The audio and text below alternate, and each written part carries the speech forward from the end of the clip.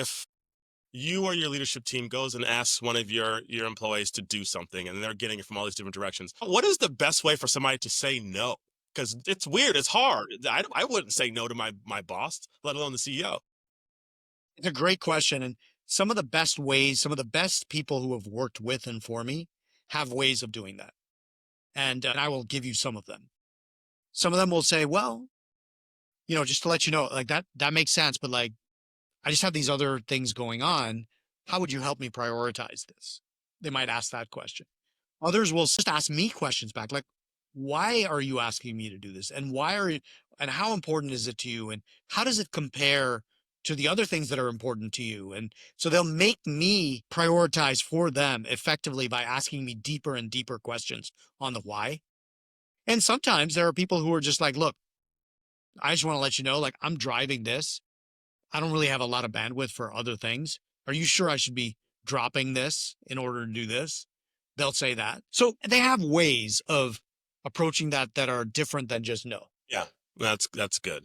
I just think that people listening, remembering that you can do it in a nice way, because I know people don't want to say no, because then, will that put a mark on my career by saying no? Speaking of being overwhelmed, being distracted, and having a lot of parties going on, what is your personal system on how do you reset? How do you refocus?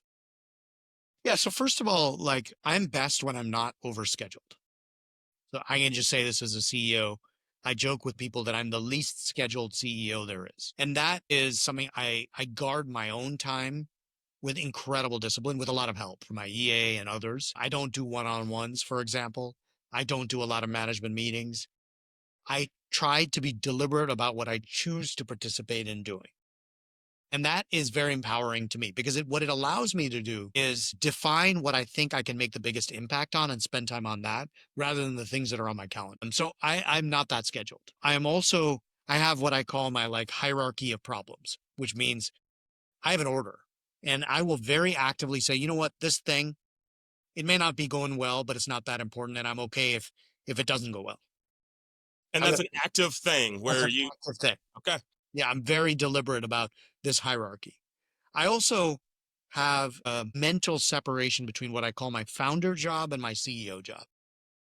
And the CEO job is about running the company and achieving the numbers and growing the business and leading the teams and all the things good CEOs should be doing. But my founder job is an individual contributor job. And it is specifically what am I going to do? Not what am I going to ask the team to do? Not how am I going to lead the team, but what are the things that I hold myself accountable for as an individual that I'm going to get done. So it might be, and those things can be all over the place. I could choose to say in a given quarter, I want to learn about crypto. I could choose to say, I need to go hire this role. I could choose to say, I got to figure out this one partnership myself. And when I say I'm accountable for it, that doesn't mean I don't get help, but it means if it didn't get done, it's on me. It's not You on someone choosing else. that then, the founder Yeah. responsibility, that's your, That's between my you and that's yourself. like my personal OKRs as an individual that I give myself on top of the company's goals or the company OKRs, which I'm responsible for too because I'm the leader of the company. But I don't see those two things as being the same. What made you come up with that? I don't think I've ever heard anybody say that. So was there a moment that said I need to separate the founder from the CEO? It's always been how I have thought, but I think over time as I have grown in the company, if I find myself spending the usual dynamic is rarely that I spend too much time as a founder. It's usually that too much of my life is being CEO. Yeah. Am I flying around the world doing all hands meetings? Am I interviewing every new employee? And I want to be not obligated to anything other than creating value for the company. And so most of the time, as time has gone on, I've found whenever the CEO job starts crowding out my ability to individually take on things, then I will say, well, that means I need leverage. Someone else needs to be doing this so that I can do the things that only I can do. Other people can go welcome new hires. Other people can go, run all hands meetings. Other people can go run sales forecasts. But I want the list of things that is in the founder category to be the set of things that is incredibly high value that only I can do. Okay.